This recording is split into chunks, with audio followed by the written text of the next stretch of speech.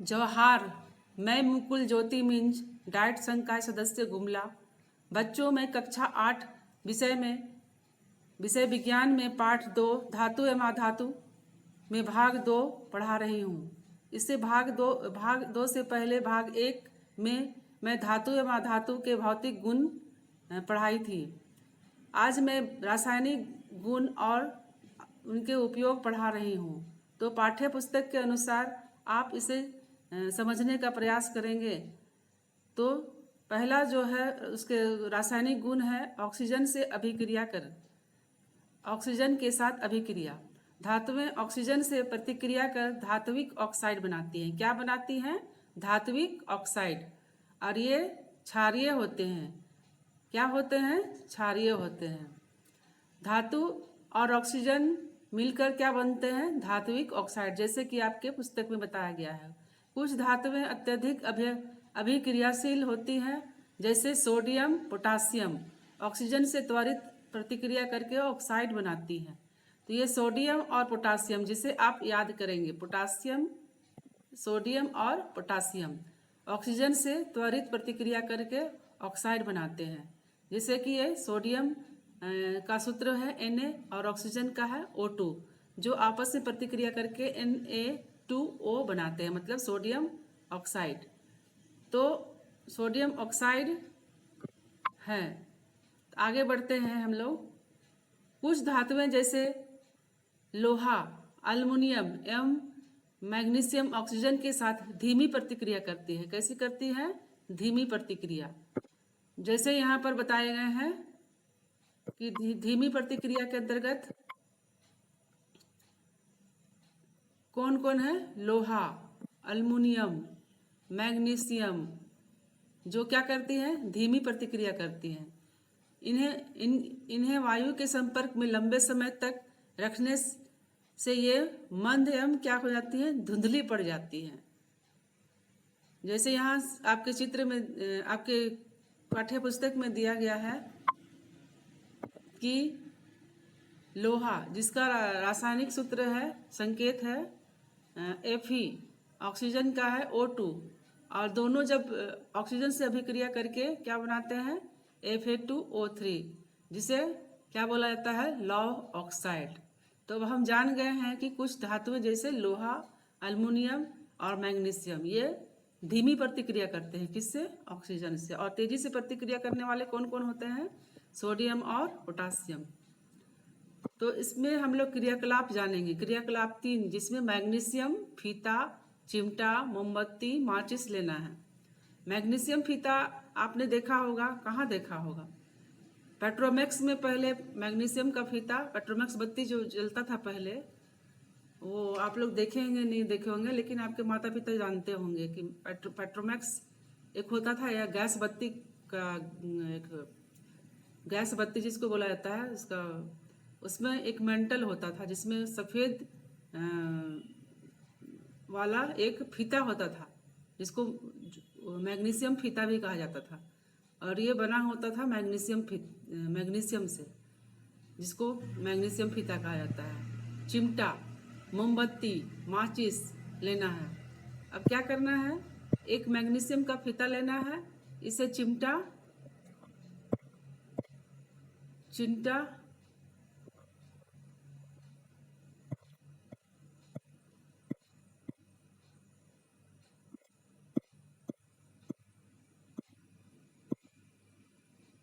जैसे कि यहाँ आप चित्र पर देख रहे हैं, चिमटा से पकड़ना है और मोमबत्ती की लौ में जलाना है, और उसके बाद उसको हमको देखना है क्या क्या करना है। इससे पहले हम लोगों ने जाना मैग्नीशियम फीता लेना है जो सफ़ेद रंग का होता है, चिमटा लेना है, मोमबत्ती लेना है और माचिस लेना है, और उसको क्या करना है? उस फीते को जलाना है, जैसे कि आप चित्र में देख रहे हैं। और जब ये जलकर राख हो जाता है तो सफ़ेद राख बनता है, और ये मैग्नीशियम जो है सफ़ेद रंग का होता है, और ऑक्सीजन से प्रतिक्रिया करके मैग्नीशियम ऑक्साइड बनाता है। क्या बनाता है? Magnesium oxide. अब परख नली, लाल लिटमस पत्र एवं नीला लिटमस पत्र लेना है परख नली में। लाल लिटमस पत्र और नीला लिटमस पत्र, ये दोनों पत्र क्या है, जांच करने के लिए इसका प्रयोग किया जाता है। क्या चीज को, अमल और क्षार को। थोड़ी सफेद राख को एक परख नली में लेना है, इसमें थोड़ा पानी मिलाकर अच्छी तरह से हिलाना है। इस घोल को लाल और नीले लिटमस पत्र में जांचना है। तो जांचने पर अवलोकन के क्या परिणाम मिलते हैं। लाल लिटमस पत्र क्या हो जाता है, नीला रंग का हो जाता है। लाल लिटमस पत्र नीला रंग का हो जाता है, जबकि नीला लिटमस पत्र जो इसका कोई प्रभाव नहीं पड़ता है। तो इसका क्या गुण है, ये किसमें होता है, ये क्षारीय गुण को दर्शाता है। किसको दर्शाता है, क्षारीय गुण। फिर से बताया जा रहा है कि जब सफ़ेद पाउडर पर लिटमस पत्र का प्रयोग किया गया उसको घोल बनाकर, तो उसमें जब लिटमस पत्र को डाला गया तो लाल लिटमस पत्र क्या हो गया, नीला हो गया। लेकिन नीला का उस घोल पर कोई प्रभाव नहीं पड़ा। तो यह किसका गुण होता है, क्षारीय का गुण। कुछ धातुएं जैसे तांबा ऑक्सीजन के साथ तभी प्रतिक्रिया करता है जब उसे बहुत अधिक गर्म किया जाता है। चांदी और सोना ऑक्सीजन के साथ आसानी से प्रतिक्रिया नहीं करते हैं। इसे आप अच्छी तरह से समझ जाइए। चांदी और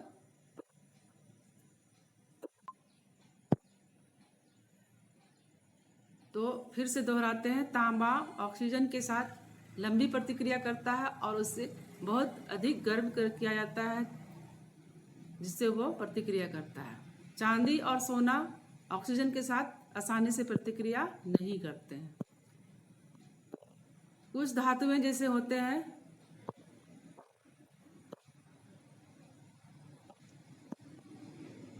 लोहा, तांबा, जस्ता, कुछ ऐसे धातु हैं जो बहुत लंबे समय तक आर्द्र वायु के संपर्क में रहे तो उसमें जंग लग जाता है। कौन कौन, लोहा, तांबा, जस्ता। जिसमें लोहा में तो जंग लगता ही है, तांबा में भी लगता है और जस्ता में भी लगता है।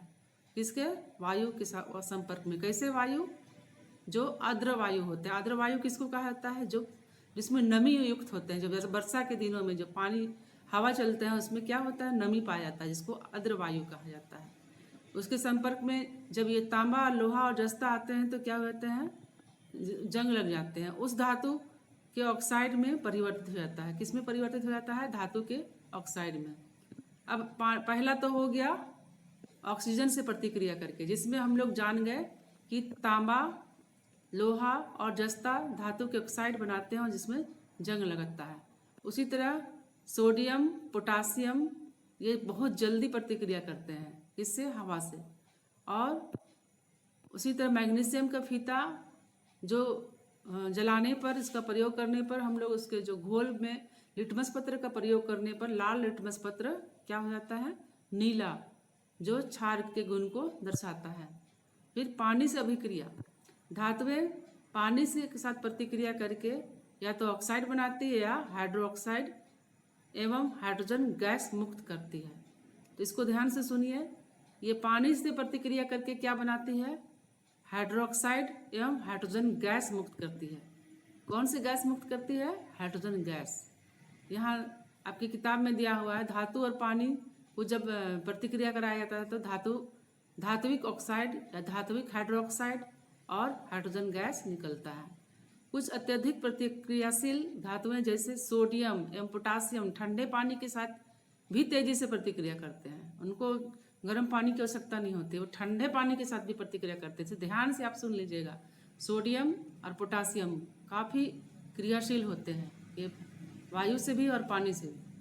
क्योंकि सोडियम और पोटासियम ऑक्सीजन के साथ तथा पानी दोनों के साथ तेजी से प्रतिक्रिया या अभिक्रिया करता है, इसलिए इन्हें किस में रखा जाता है, केरोसिन तेल में डुबो कर रखा जाता है। इन्हें याद करिएगा आप लोग कि इन्हें किस में रखा जाता है, केरोसिन ऑयल में। आगे बढ़ते हैं, अम्ल के साथ प्रक्रिया। तक पानी जान गए, हवा ऑक्सीजन के साथ जान गए, अब हम जानते हैं अम्ल के साथ अभिक्रिया। धातुएं तनु अम्ल जैसे हाइड्रोक्लोरिक अम्ल के साथ अभिक्रिया कर लवण बनाती है एवं हाइड्रोजन गैस मुक्त करती है। तनु अम्ल किसको कहा जाता है, अम्ल जो खट्टा होता है स्वाद से, जो आपने 7वें क्लास में पढ़ा होगा, अम्ल। और ये अम्ल में जब पानी मिलाया जाता है तो इसको तनु अम्ल कहा जाता है, डाइल्यूट हो जाता है। और इसमें एक प्रकार है हाइड्रोक्लोरिक अम्ल, जो किससे प्रतिक्रिया करती है? धातुओं से प्रतिक्रिया करती हैं। तो क्या बनाती है? लवण। और ये लवण क्या है? जिसको सॉल्ट बोलते हैं, जिसमें क्षार और अम्ल दोनों का मिश्रण होता है। एवं ये अम्लों से प्रतिक्रिया करके क्या बनाते हैं? हाइड्रोजन गैस भी मुक्त करते हैं। तो इस तरह धातु प्लस तनु अम्ल से क्या बनता है? धातु लवण, धात्विक लवण और हाइड्रोजन गैस। परंतु ये अभिक्रिया सभी धातुओं के साथ एक जैसी नहीं होती है। कुछ धातुएं जैसे सोडियम एवं मैग्नीशियम तनु अम्ल के साथ तेजी से अभिक्रिया करती हैं। सोडियम हाइड्रोक्लोरिक अम्ल के साथ प्रतिक्रिया करके क्या बनाता है? सोडियम क्लोराइड और हाइड्रोजन गैस। तो मतलब सोडियम क्लोराइड क्या हुआ? एक तरह का लवण, ये एक लवण है। उसी तरह मैग्नीशियम और हाइड्रोक्लोरिक अम्ल प्रतिक्रिया करके क्या बनाते हैं? मैग्नीशियम क्लोराइड और हाइड्रोजन गैस मुक्त करते हैं। तो आपने अभी तक अच्छी तरह से समझ गया कि अम्लों से प्रतिक्रिया करके क्या बनाते हैं? ये क्या बनाते हैं? धातुओं के लवण और साथ में क्या बनाते हैं? हाइड्रोजन गैस मुक्त करते हैं। आगे बढ़ते हैं हम लोग। कुछ धातुएं जैसे जस्ता, लोहा अम्ल के साथ मध्यम गति से अभिक्रिया करती है। कौन कौन? जस्ता, लोहा अम्ल के साथ मध्यम गति से अभिक्रिया करती है। जबकि कुछ धातुएं जैसे टीन, लेड के साथ मंद गति से अभिक्रिया करती है। कुछ धातुएं जैसे चांदी, सोना, तांबा आदि तनु अम्ल के साथ अभिक्रिया नहीं करती हैं। कौन कौन नहीं करती है?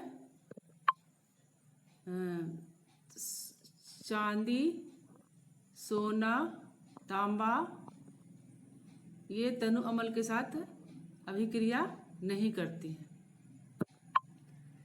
तनु हाइड्रोक्लोरिक अम्ल जस्ता का टुकड़ा एवं माचिस इत्यादि के लिए एक प्रयोग करते हैं। इसको लेके क्या क्या लेते हैं? तनु हाइड्रोक्लोरिक अम्ल, जस्ता का टुकड़ा एवं माचिस।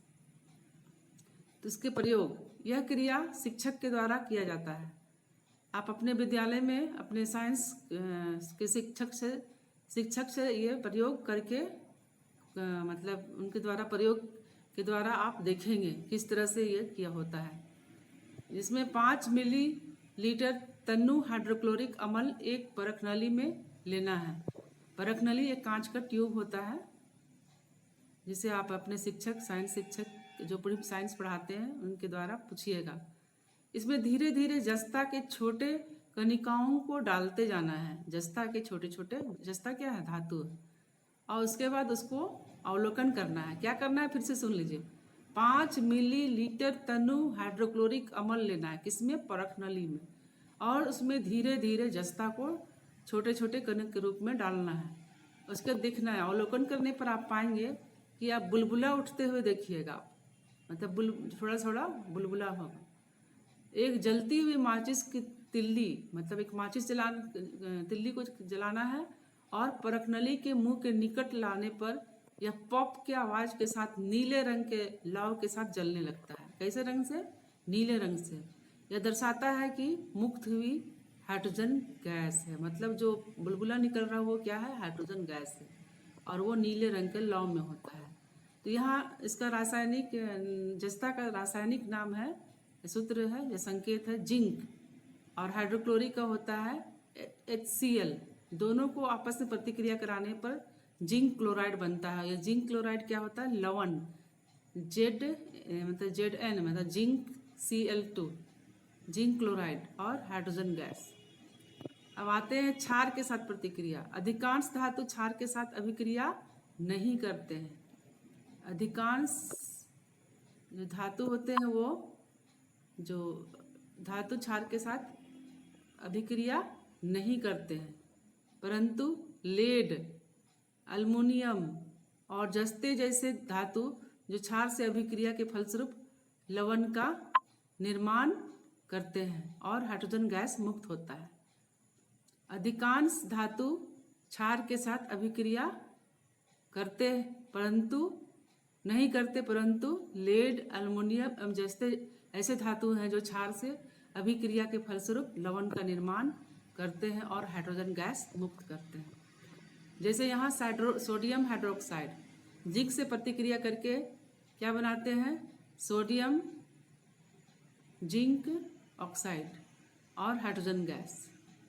जैसे कि यहाँ रासायनिक सूत्र दिया है, समीकरण दिया हुआ है, सोडियम हाइड्रोक्साइड प्लस जिंक, जिसको हिंदी में जस्ता बोला जाता है, और जिससे हमें प्राप्त हुआ है सोडियम Na2ZnO2 प्लस H2।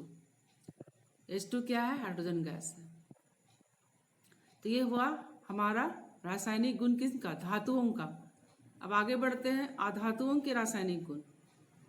अधातुओं के रासायनिक गुण में क्या क्या हम लोग जानते हैं। पहला ऑक्सीजन के साथ, जैसे धातुओं के साथ हुआ उसी तरह अधातुओं के साथ ऑक्सीजन का रासायनिक गुण। ऑक्सीजन के साथ अभिक्रिया, अधातुएं ऑक्सीजन के साथ अभिक्रिया कर धात्विक ऑक्साइड बनाती हैं। क्या बनाती हैं, अधात्विक ऑक्साइड। हालांकि ये वायु में उपस्थित ऑक्सीजन के साथ कमरे के तापक्रम पर अभिक्रिया नहीं करती। ये ऑक्साइड क्या होते हैं, अम्लीय होते हैं। ये ऑक्साइड अम्लीय होते हैं।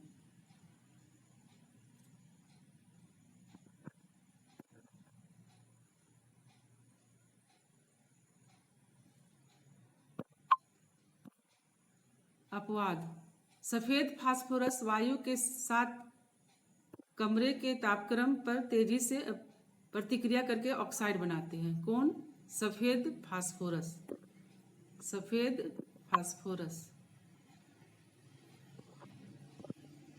सफेद फास्फोरस कमरे के तापक्रम पर तेजी से अभिक्रिया करके क्या बनाती है, ऑक्साइड। इसलिए इसे पानी के अंदर संग्रह किया जाता है। किसके अंदर, पानी के अंदर रखा जाता है। किसको, सफेद फास्फोरस को। तो यहाँ फास्फोरस का रासायनिक संकेत है P2 प्लस ऑक्सीजन से प्रतिक्रिया करके ये SO2 बनाता है, और इसको फास्फोरस पेंटा ऑक्साइड कहा जाता है। मतलब फास्फोरस पेंटा ऑक्साइड कहा जाता है।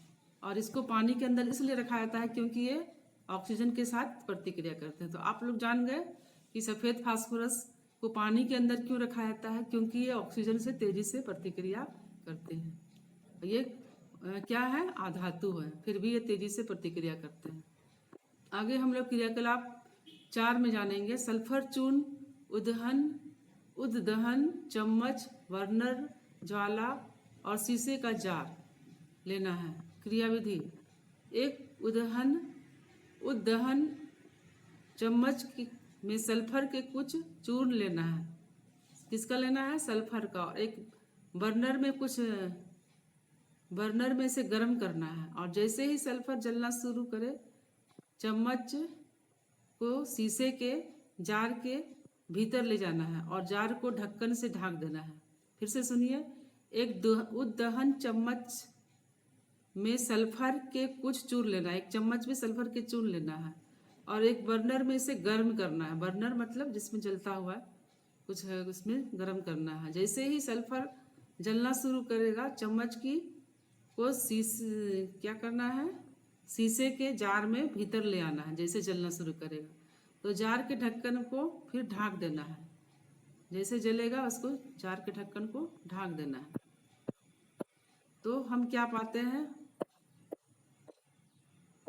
जैसे कि यहाँ चित्र दिया हुआ है, आप देख रहे हैं, चम्मच है और जार है, और जलाने के बाद इसको, जब जलने के बाद उसको जार के अंदर डाला गया है। तो सल्फर का ऑक्सीजन से प्रतिक्रिया, इसमें सावधानी भी है, इसके धुएं से स्वयं को बचा कर रखना है, क्योंकि ये काफ़ी विषैले होते हैं। अब ये सल्फर ऑक्सीजन से प्रतिक्रिया करके क्या बनाएगा, सल्फर डाइऑक्साइड, जो काफ़ी जहरीला होता है।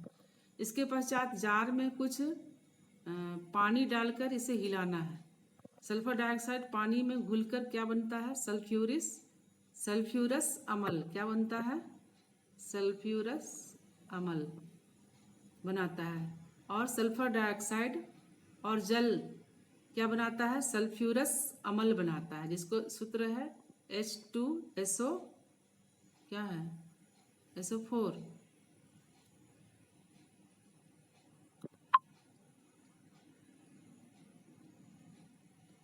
एक परखनली में कुछ सल्फ्यूरस अम्ल लेकर उसमें नीला लिटमस पत्र डालना है। एक परखनली में कुछ सल्फ्यूरस अम्ल लेना है और उसको क्या करना है, उसमें चेक करने या जांचने के लिए नीला लिटमस पत्र को डालना है। इसका रंग क्या हो जाता है? लाल हो जाता है। तो यह किसका पहचान है? विलयन के या घोल के अम्लीय होने का दर्शाता है। तो हम लोग जान गए कि जब नीला लिटमस पत्र लाल हो जाता है तो वो किसका पहचान है? अम्ल का। और जब लाल नीला हो जाता है तो किसका पहचान है? वो क्षार का। तो आप लोग समझ गए। जल के साथ अभिक्रिया। जल अधिकांश आधातुएं जल से प्रतिक्रिया नहीं करते हैं। अधिकांश आधातुएं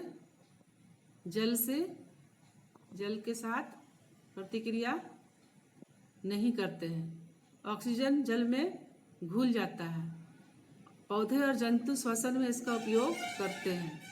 पौधे और जंतु क्या करते हैं? इसका उपयोग करते हैं। क्लोरीन जल में घुलकर अम्लीय घोल बनाता है। क्लोरीन जल में घुलकर अम्लीय घोल बनाता है। क्लोरीन जल में घुलकर अम्लीय घोल बनाता है। इसे गर्म करने पर यह हाइड्रोक्लोरिक अम्ल एवं ऑक्सीजन बनाता है। इसको गर्म करने पर क्या बनता है?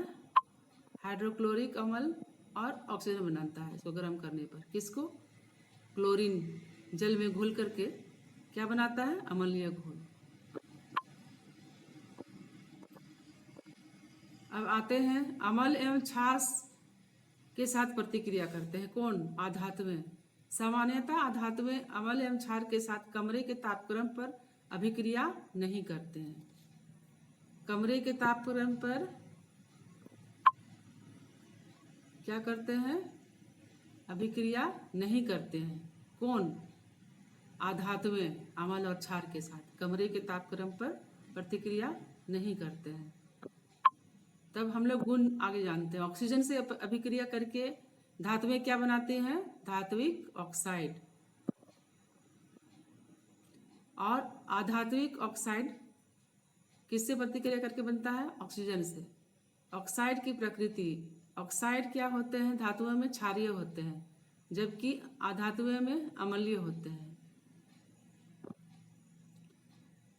जल से प्रतिक्रिया करके धात्विक ऑक्साइड या हाइड्रोक्साइड बनाते हैं। हम हाइड्रोजन गैस मुक्त करते हैं, जबकि इसमें जल से अभिक्रिया नहीं करते हैं। ये किसी तरह का अभिक्रिया नहीं करते हैं।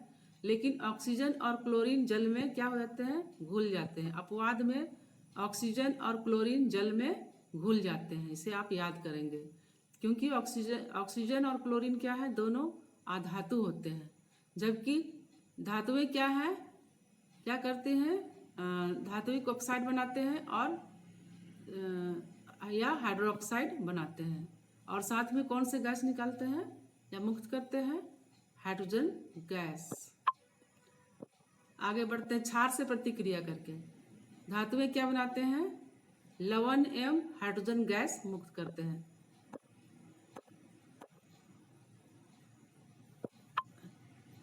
अभिक्रिया करके लवण एवं हाइड्रोजन गैस मुक्त करते हैं, जबकि इसमें कोई अभिक्रिया नहीं होती है। तो इस तरह हम लोग दो धातु अधातुओं के रासायनिक गुण जान गए, जिससे आप अच्छी तरह बारीकी से पढ़कर इसका नोट बना लेंगे और याद करेंगे। झारखंड में स्थान: पश्चिमी सिंहभूम, बड़ा जामदा, गुवा, किरोगिरो। क्या मिलता है वहाँ? लौह अयस्क में तांबा अयस्क। लोहरदगा में मिलता है अल्मुनियम अयस्क। पूर्वी सिंहभूम में मैग्नीशियम। जादूगोड़ा में यूरेनियम। झरिया, धनबाद, रामगढ़ में कोयला। और कोडरमा में क्या मिलता है? अबरक। तो ये आप अच्छी तरह से समझ गए और इसे आप याद कर लेंगे।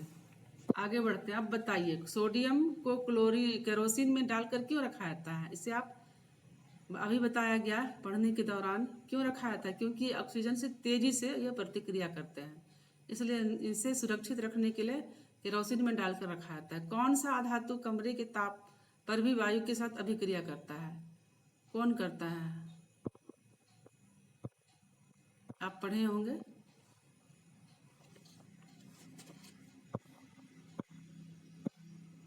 धातु एवं अधातु के उपयोग। धातु के उपयोग विद्युत तार का निर्माण, जैसे तांबा एवं अल्युमिनियम। विद्युत के तार के निर्माण में कौन कौन से धातुओं का प्रयोग होता है? तांबा और अल्युमिनियम। बर्तन, मशीन, उपकरण के निर्माण में किस धातु का प्रयोग होता है? तांबा, लोहा, अल्युमिनियम। मकान एवं पुल निर्माण में लोहा का। गहने बनाने में सोना चांदी का। आतिशबाजी में मैग्नीशियम का। खाद्य पदार्थ को ढकने के लिए पानी के रूप में पन्नी के रूप में अल्युमिनियम का।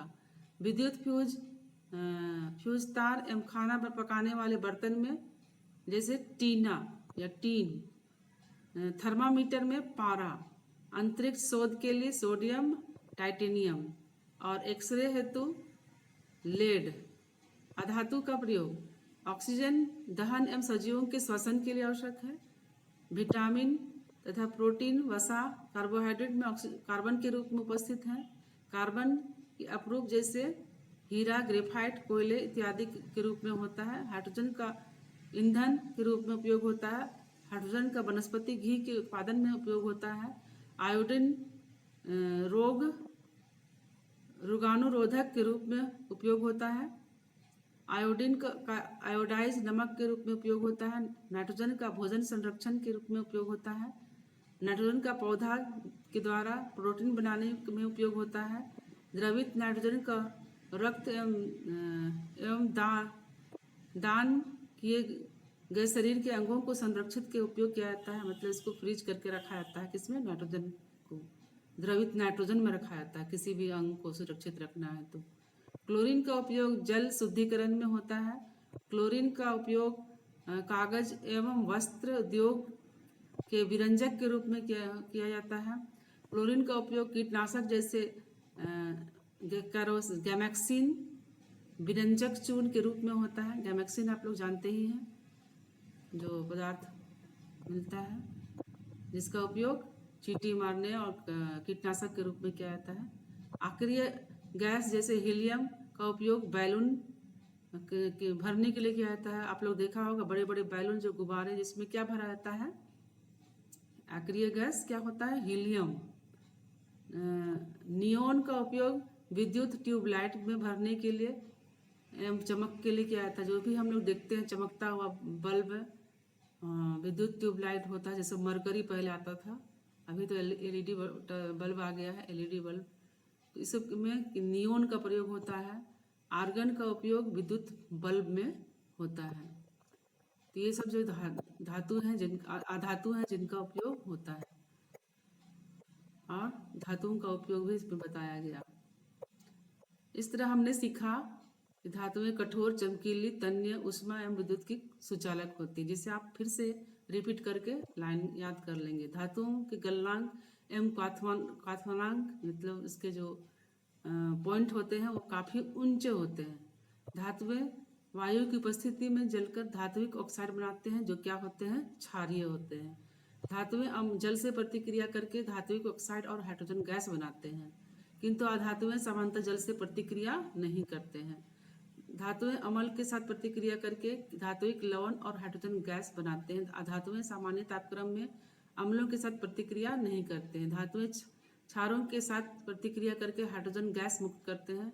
अधातुएं क्षारों के साथ सामान्य स्थिति में प्रतिक्रिया नहीं करते हैं। धातुएं और धातुओं का हमारे जीवन में बहुत उपयोग है। इस तरह अभ्यास दिया हुआ है जिसे आप पढ़ेंगे, स्वाध्याय के दौरान बनाएंगे। जैसे सभी सही विकल्प चुने, इसमें कौन सा हो सकता है? तो इसमें सोडियम होगा। मुलायम धातु में सोडियम आता है। उच्च आघातवर्धीय धातु जिसका उपयोग खाद्य पदार्थ को पैक करने के लिए किया जाता है, कौन है?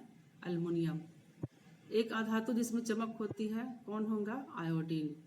ग्रेफाइट का उपयोग क्या बनाने के लिए किया जाता है? पेंसिल के लीड बनाने में किया जाता है। क्लोरीन एक अधातु है जिसका उपयोग जल को शुद्ध करने के लिए किया जाता है, जल को। और पहचाने और करके लिखना है। एक धातु जो द्रव के रूप में होता है कौन है? द्रव के रूप में कौन होता है? पारा। और एक अधातु जो कठोर होता है वो हीरा। इस तरह से बिजली के तार बनाने हेतु तांबे का सबसे उपयुक्त क्यों माना जाता है? क्योंकि ये विद्युत का सुचालक होता है। धातु एवं अधातु के तीन तीन उपयोग ये आपको बताया गया, अपने से बना लीजिएगा। कारण बताया, एल्युमिनियम की पन्नी का उपयोग खाद्य पदार्थ सामग्री को लपेटने में किया जाता है क्योंकि ये क्रियाशील नहीं होता, किसी से प्रतिक्रिया नहीं करता है। सोडियम और पोटासियम को मिट्टी के तेल में रखा जाता है, पहले भी बताया गया।